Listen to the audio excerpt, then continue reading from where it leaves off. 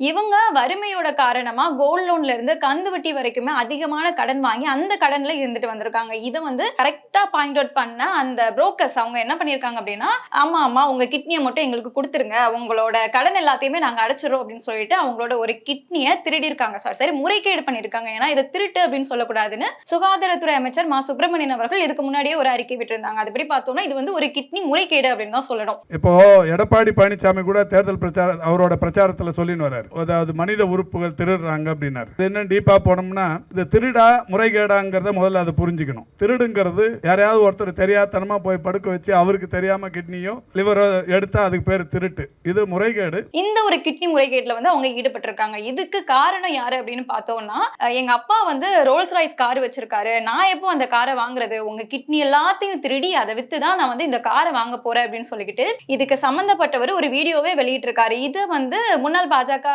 தமிழ்நாடோட தலைவர் அண்ணாமலை வந்து வெளியிட்டிருந்தாங்க. இந்த வீடியோ வெளியாகியும் கூட அவர் மேல எந்த ஒரு நடவடிக்கையுமே எடுக்கல. ஈவன் அவரோட நேம கூட இந்த வழக்குல வந்து யாருமே பயன்படுத்தல அப்படின்னு தான் சொல்லணும். இதுக்கு காரணம் யாரு அப்படின்னா,